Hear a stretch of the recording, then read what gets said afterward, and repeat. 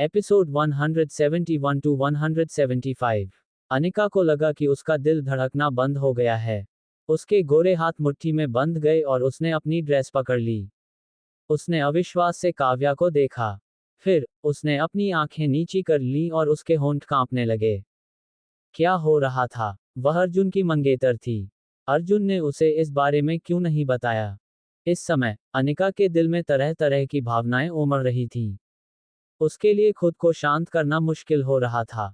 वह इतनी घबरा गई थी कि उसने अपनी भावनाओं को नियंत्रित करने के लिए कॉफी का एक बड़ा घूंट पी लिया। काव्या ने ठंडी मुस्कान दी।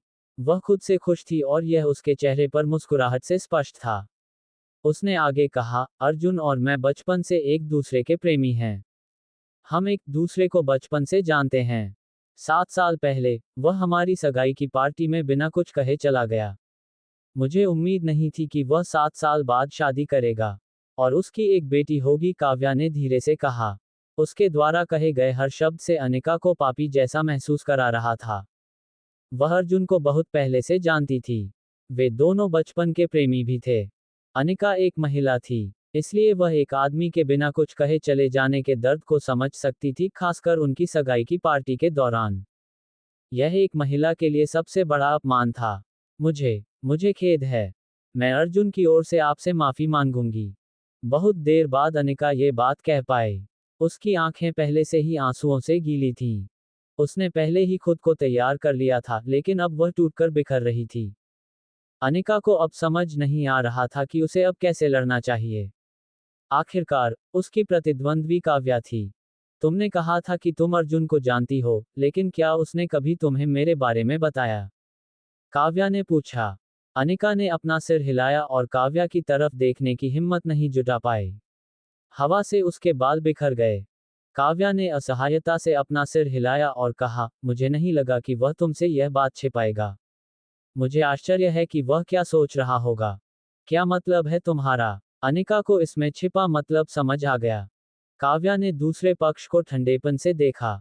वह उसे ऐसे देख रही थी जैसे वह उसे परख रही हो। उसकी आंखों में दया भी थी। उसने कहा, क्या तुम सच में सोचती हो कि अर्जुन वही आदमी है जिसे तुम अपनी रोजमर्रा की जिंदगी में देखती हो? वह हमेशा चुप रहता है और उसे हर दिन तुम्हारे परिवार से उपहास और अपमान सहना पड़ता है।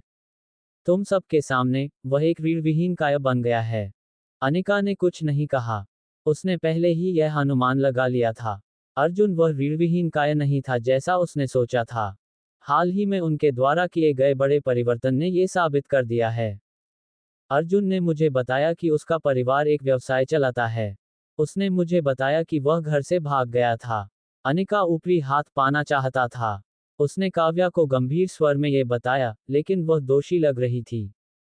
काव्या मुस्कुराई। वह बर्फीले और अतिशयोक्तिपूर्ण तरीके से मुस्कुरा रही थी। क्या तुम उस पर विश्वास करती हो?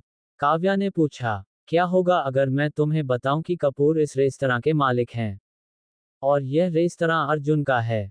क्या तुम फिर भी उस पर विश्वास करोगी? कपूर इस रेस्तरां के मालिक थे। ये कैसे संभव था? ये स्काई वेस्टर्न रेस्तरां था। पूरे देश में ऐसे केवल 17 रेस्तरां थे। उनके पास कई अरब तक की संपत्ति थी। अनिका ने भौहें सिकोड़ी। वह बहुत घबराई हुई और उत्सुक थी। अर्जुन उससे क्या छुपा रहा था? काव्या ने धीरे से कहा, मुझे नहीं लगता कि तुम उसे इतना जानती हो। मुझे नहीं पता कि तुम्हारे जैसी औरत में अर्जुन की पत्नी बनने के लिए क्या योग्यताएं हैं। वह अनिका का धूर्ततापूर्वक मजाक उड़ा रही थी और उसे अपमानित कर रही थी। अनिका ने अपना सिर और भी नीचे कर लिया।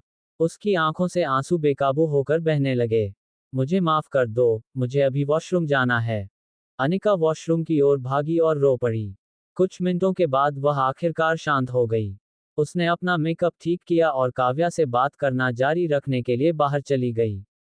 काव्या को पता चल गया था कि अनिका रो रही थी। उसके चेहरे पर अहंकार कम नहीं हुआ। उसने कहा, अनिका, इन 7 सालों में तुम अर्जुन के लिए बस एक खिलौना बनकर रह गई हो। तुम ये भी नहीं जानती कि उसका परिवार क्या करता है और न ही वह कौन है। और फिर भी तुम में ये कहने की हिम्मत है कि तुम उसे जानती हो। क्या तुम्हें लगता है कि अर्जुन सच में तुमसे प्यार करता है? मैं, काव्या सिन्हा, अर्जुन कपूर का भविष्य हूँ। मेरे पास वो है जो तुम्हारे पास नहीं है। मैं अर्जुन को तब से जानती हूँ। जब हम छोटे थे और मैं उसके बारे में सब कुछ जानती हूँ। साथ ही हमारे पास एक विवाहानुबंध भी है। भले ही वह बिना कुछ कहे चला गया हो, लेकिन यह अभी भी प्रभावी है। अनिका, अर्जुन को तलाक दे दो। मैं तुम्हें वह सब कुछ दे सकती हूँ जो तुम चाहती हो, काव्या ने वाक्य दर वाक्य कहा। वह और भी ज्यादा दबंग होती गई। उसने अपने पर्स से एक काला कार्ड निकाला और कहा, ये रहा 30 मिलियन। अर्जुन से तलाक लेने के बाद तुम्हें और 30 मिलियन मिलेंगे। अनिका ने अपनी ड्रेस को कसकर पकड़ लिया। उसने अपना सिर उठाया और उसके चेहरे पर गंभीर भाव थे। उसने कहा, मिस सिन्हा, मुझे ये सब बताने के लिए धन्यवाद। हालांकि मुझे आपको बताना होगा कि अर्जुन मेरे पति हैं और वे अहाना के पिता भी हैं। आप चाहे जो भी कहें, मैं उन्हें नहीं छोड़ूंगी। उसके ऐसा कहने के बाद अनिका उठकर रेस्तरां से बाहर चला गया। काव्या अपनी सीट पर बैठ गई और हवा का सामना किया। उसने पास ही सबसे ऊंची इमारत को देखा। यह एपेक्स टॉवर था। उसने बुदबुदाते हुए कहा, अनिका, क्या तुम जानती हो कि वहां पर जो टॉवर है वह भी अर्जुन का है? तुम जैसी बेवकूफ औरत अर्जुन के लिए कैसे सही जोड़ीदार हो सकती है? काव्या ने ये कहने के बाद अपना फोन निकाला और एक नंबर पर कॉल किया। उसने ठंडे स्वर में कहा, अच्छी तरह से करो। मैं पीछे कोई निशान नहीं छोड़ना चाहती। फोन के दूसरी तरफ से एक गहरी मर्दाना आवाज ने जवाब दिया, चिंता मत करो, मिस सिन्हा। हम निश्चित रूप से इसे पूरी तरह से करेंगे। मैं अपने आदमियों से आज रात उसे कलंकित करने के लिए कहूंगा। काव्या ने तुरंत फोन रख दिया। उसकी आंखों में कोई गर्मजोशी नहीं थी। अनिका, ऐसा करने के लिए मुझे दोष मत दो। तुम्हें अर्जुन के साथ नहीं रहना चाहिए। वह सिर्फ मेरा है, काव्या सिन्हा। मैं व्यक्तिगत रूप से उस किसी भी व्यक्ति को नष्ट कर दूंगा जो अर्जुन के करीब आएगा। अनिका बेजान और दुखी होकर ऊपर की मंजिल से नीचे उतरी। वह अपने गालों पर बहते आंसुओं को रोक नहीं पा रही थी। अर्जुन ने यह बात उससे क्यों छिपाई? उसे ऐसा दुख और विश्वासघात महसूस हुआ जो उसने पहले कभी महसूस नहीं किया था। अनिका ने खुद से सवाल करना शुरू कर दिया। क्या वह अर्जुन के खिलौनों में से एक थी? उसे लगा कि काव्या बहुत दबंग है। वह उसकी प्रतिद्वंद्वी नहीं थी। उसे क्या करना चाहिए? उसे इसका सामना कैसे करना चाहिए? अनिका को थकावट महसूस हुई। वह बिना किसी मंजिल के मन में चल पड़ी। इसी समय गुंडों जैसे दिखने वाले लोगों का एक समूह उसके पीछे आने लगा।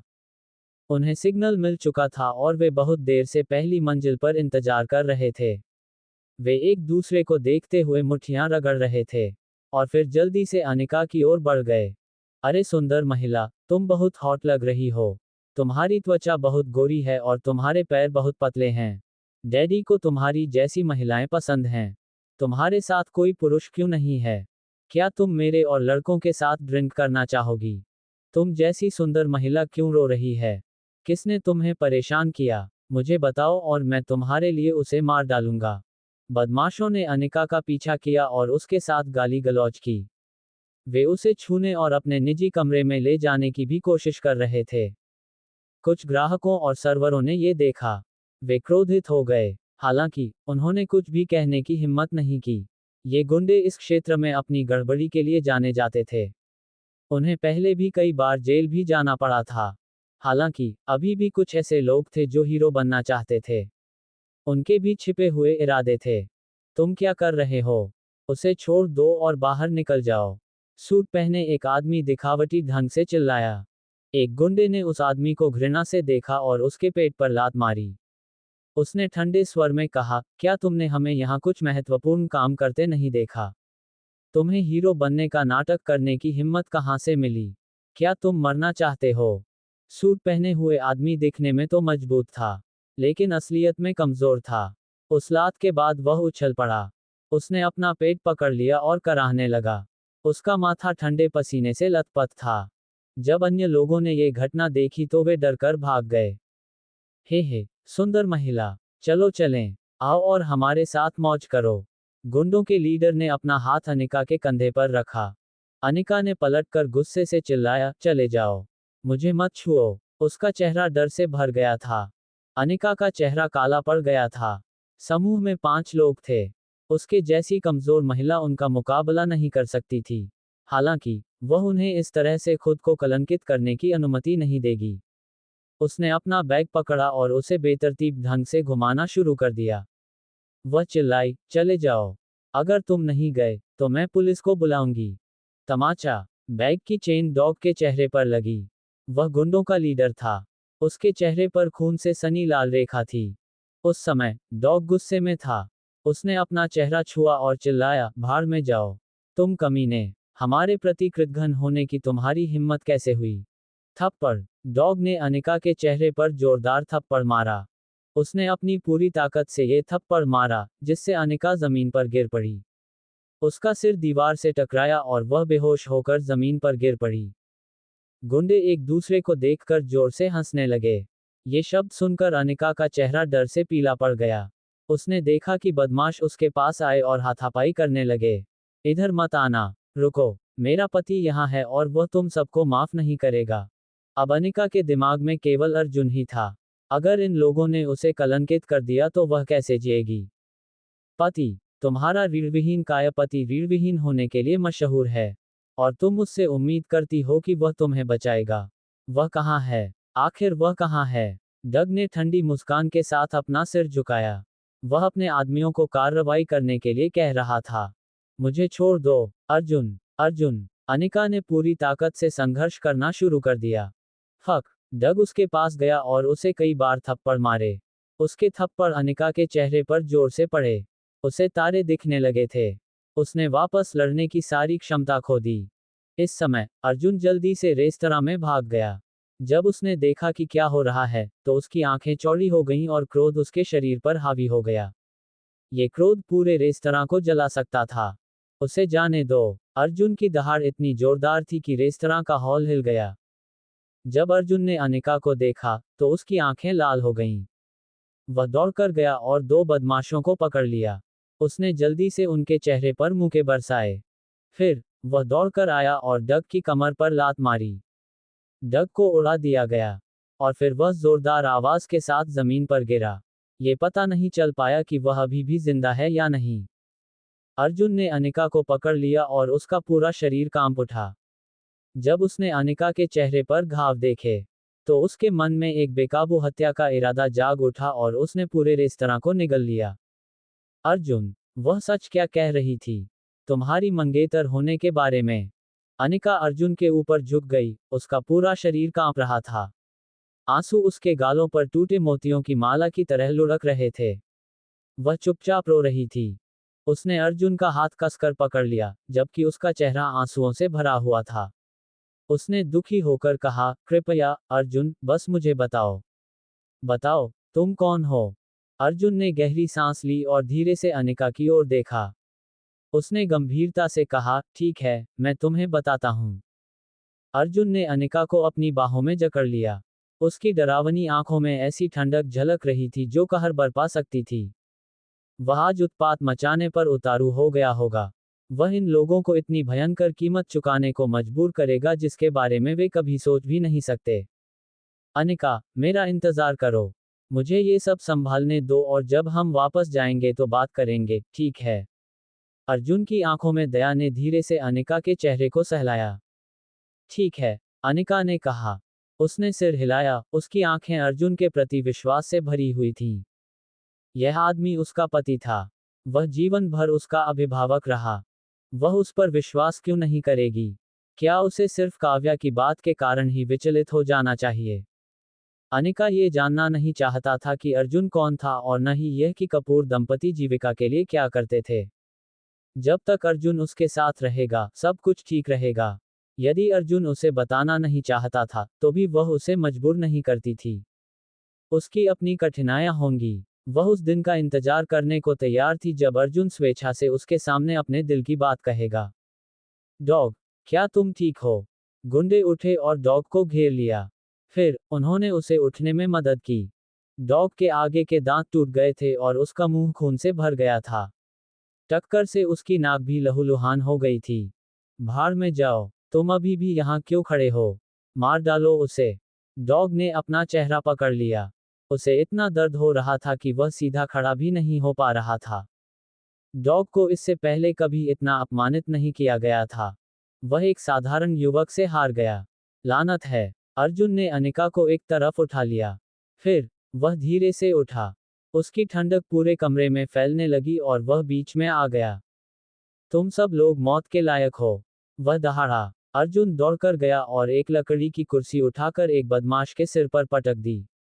तोड़ो। लकड़ी की कुर्सी फट गई और ठग दर्द से चीख उठा। उसका सिर फट गया और वह अपने ही खून से लथपथ होकर गिर पड़ा। ये दृश्य भयावह लग रहा था। तभी अर्जुन ने उसकी निकटता का फायदा उठाया और लड़ने की मुद्रा में आ गया। पलक झपकते ही उसने अपनी मुट्ठी घुमाई और वह सीधे डॉग के चेहरे पर जा लगी। डॉग को यह एहसास ही नहीं हुआ कि उसने ये कैसे किया, इससे पहले कि उसे ठंडी हवा का झोंका उसके चेहरे पर महसूस होता। फिर एक मुक्का उसके चेहरे पर लगा। एक पल में उसकी नाक पर एक बार फिर जोरदार चोट लगी। उसकी नाक से खून बहने लगा। डॉग चोट से गिरते ही दर्द से चिल्लाया। बाकी सभी गुंडे अचंभित रह गए। वे सभी स्तब्ध थे। मैं कौन हूं? मैं कहां हूं? मैं क्या कर रहा हूं? वे सब अपने मन में यही सोच रहे थे।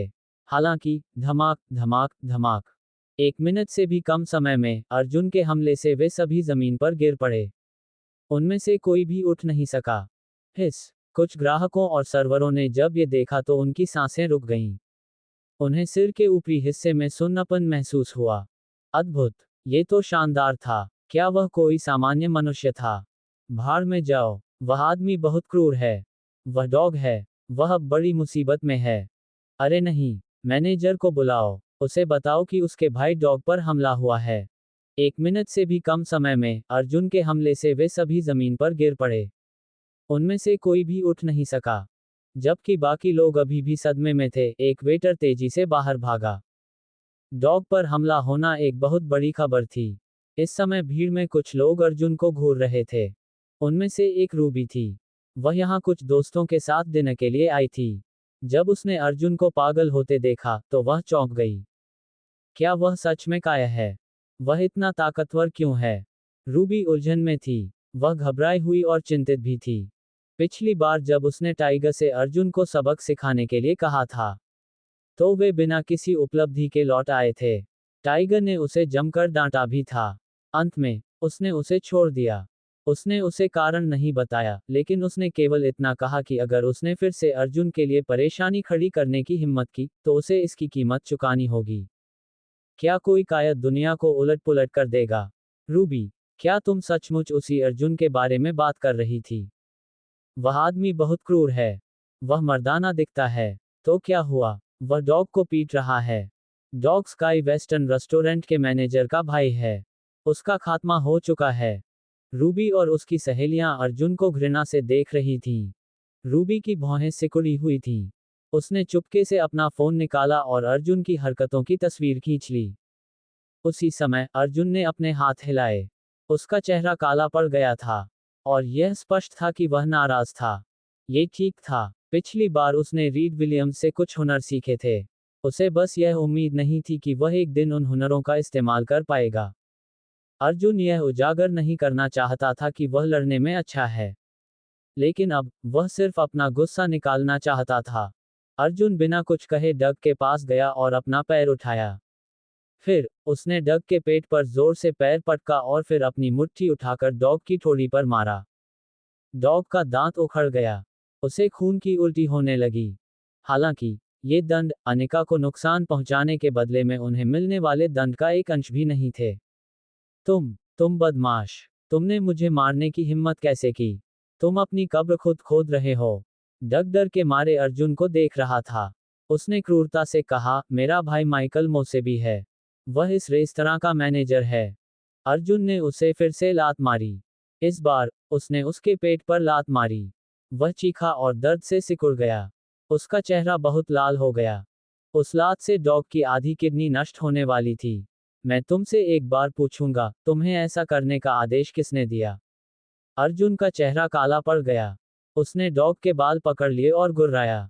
डॉग जिद्दी था। वह मुंह में खून भरकर कई बार हंसा।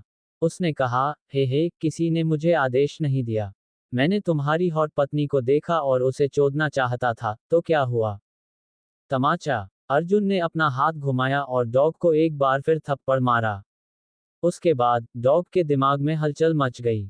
तुम्हें किसने आदेश दिया? अर्जुन फिर चिल्लाया। उसकी आंखों में जानलेवा चमक थी। डॉग खच्चर की तरह जिद्दी था। उसने अपना सिर उठाया और दुखी होकर हंसा। तुम्हारी पत्नी बहुत हॉट है। उसका शरीर बहुत सेक्सी है। मुझे यकीन है कि तुम उसे संतुष्ट नहीं कर सकते, है ना?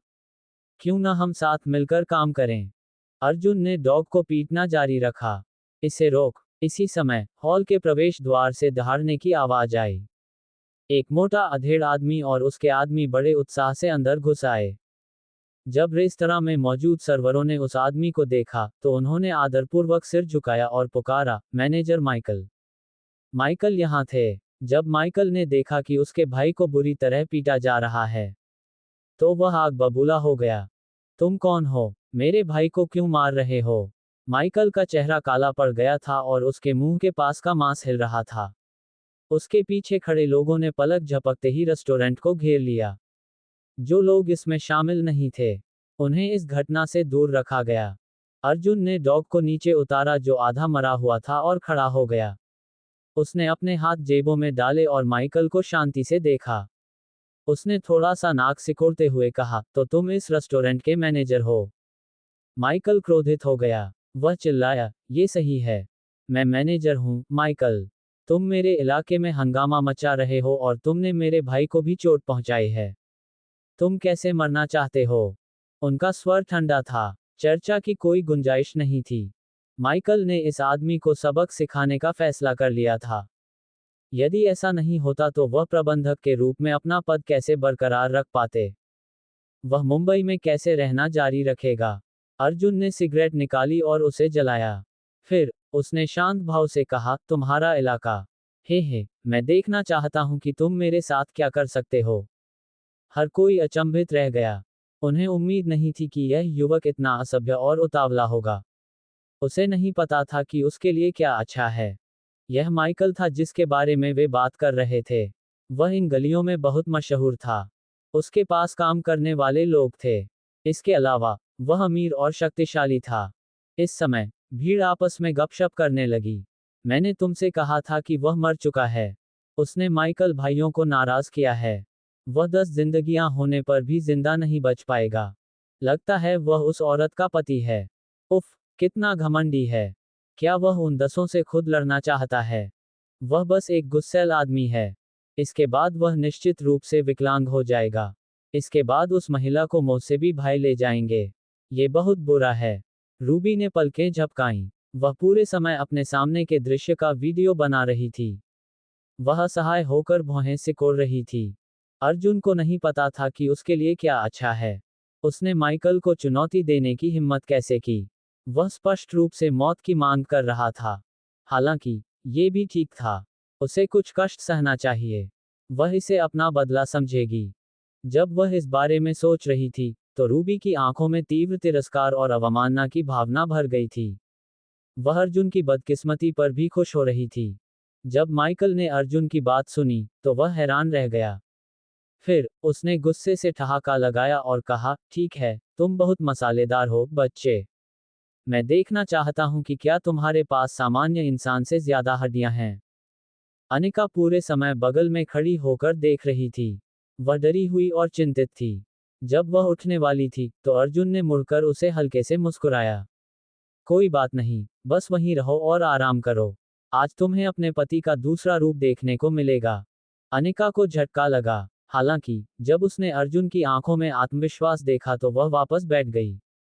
किसी अज्ञात कारण से जब वह अर्जुन को देखती तो उसे सुरक्षित महसूस होता। ऐसा लग रहा था जैसे उसके यहाँ आने के बाद डरने की कोई बात ही नहीं थी। उसका दूसरा पहलू। यह क्या था? माइकल की आंखें झपक गईं। वे दोनों उसके सामने एक दूसरे से फ्लर्ट कर रहे थे। वे उसका बिल्कुल भी सम्मान नहीं कर रहे थे। धत्तेरी की। उनकी हिम्मत कैसे हुई उसे नीची नजर से देखने की? माइकल गुस्से में था। उसने अर्जुन की ओर इशारा किया और चिल्लाया, बच्चे, मुझे दुष्ट होने का दोष मत दो। तुमने ये सब मांगा था। जाओ, उसे अपंग बना दो और उस औरत को ले जाओ। माइकल के 10 से अधिक गुंडे मुस्कुराते हुए अर्जुन के पास पहुंचे। क्या एक आदमी 10 से अधिक को हरा सकता है? उसने अपनी क्षमता का अति आकलन किया। भीड़ में कुछ लोग अपना सिर हिला रहे थे और असहाय होकर आहें भर रहे थे। बस यही था। उस बच्चे का अंत हो गया। वह माइकल मुझसे भी था। वह क्रूर होने के लिए जाना जाता था। जब भी कोई उसके साथ बुरा व्यवहार करता था, तो ऐसा लगता था जैसे उसने पागल कुत्ते के साथ बुरा व्यवहार किया हो। वह पूरी जिंदगी आपको निशाना बनाता रहेगा। हालांकि, अर्जुन इस मामले में शांत था। उसने धीरे से अपना फोन निकाला और एक नंबर डायल किया। फिर, उसने ठंडे स्वर में कहा, जिम, तुम यहाँ कब आ रहे हो? मुझे तुम्हारे रेस्टोरेंट में तुम्हारे मैनेजर ने ब्लॉक कर दिया है। उसी समय, काले सूट में एक अधेड़ उम्र का आदमी अपनी लैंड रोवर से उतरकर रेस्तरां के प्रवेश द्वार की ओर भाग रहा था। उसने हड़बड़ाते हुए कहा, यंग मास्टर, मैं 1 सेकंड में वहां पहुंच जाऊंगा। मैं अभी प्रवेश द्वार पर हूं। स्लैम। अर्जुन ने फोन रख दिया। जिम विंग की पीठ पसीने से भीगी हुई थी और उसका माथा भी। 20 मिनट पहले उसे अर्जुन का फोन आया। उसने उसे रेस्तरां में आकर अनिका शर्मा नाम की एक महिला को रोकने के लिए कहा। हालांकि, उसे ट्रैफिक जाम के कारण परेशानी हुई। अब, यंग मालिक को उसके मैनेजर और उसके आदमियों द्वारा उसके रेस्तरां में रोका जा रहा था। वह खूनी मैनेजर सर्वशक्तिमान को उकसा रहा था। अरे लानत! अरे लानत! जिम को डर के मारे पसीना आने लगा था। वह माइकल को जानता था। उसने उसे मैनेजर के पद पर सिर्फ इसलिए रखा था क्योंकि वह अंधकार में पक्ष से जुड़ा हुआ था। लानत है माइकल, तुम पर। अगर तुमने युवा मालिक को नाराज किया, तो तुम उसकी जान लेकर भी इसकी कीमत नहीं चुका पाओगे। जिम ने अपना पसीना पोंछा और रेस्तरां में भाग गया। माइकल ने अर्जुन को फोन करते देखा और ठहाके लगाकर हंसने लगा। अच्छा, अच्छा, अच्छा। तुम मेरे बॉस को भी जानते हो, बच्चे। मुझे लगता है कि मैंने तुम्हें कम आंका था। माइकल की आंखें चौंधिया रही थीं। उसे नहीं लगता था कि उसके सामने बैठा आदमी उसके बॉस को जानता होगा। हालांकि, तो क्या, अर्जुन ने तो बहुत साधारण कपड़े पहने हुए थे। वह कोई शक्तिशाली व्यक्ति कैसे हो सकता है? मिस्टर विंगर अर्जुन की वजह से उससे बहस नहीं करते थे। माइकल को इस बात का भरोसा था कि उसे समर्थन प्राप्त है। अर्जुन शांत था। उसने माइकल को उदासीनता से देखा और कहा, मुझे तुम्हारी एक गलती सुधारनी है। क्या गलती? माइकल ने भौहें सिकोड़ी। क्या तुम इसे टालने की कोशिश कर रहे हो, बच्चे? ठीक है, मैं जानना चाहता हूं कि मैंने क्या गलती की है। माइकल को कोई जल्दी नहीं थी। उसका चेहरा उसकी दुर्भावनापूर्ण मुस्कान से विकृत हो गया था। उसे इस बात से कोई फर्क नहीं पड़ा। ये हारा हुआ आदमी तो बस एक मूर्ख था। क्या वह सचमुच उसके लिए खतरा होगा?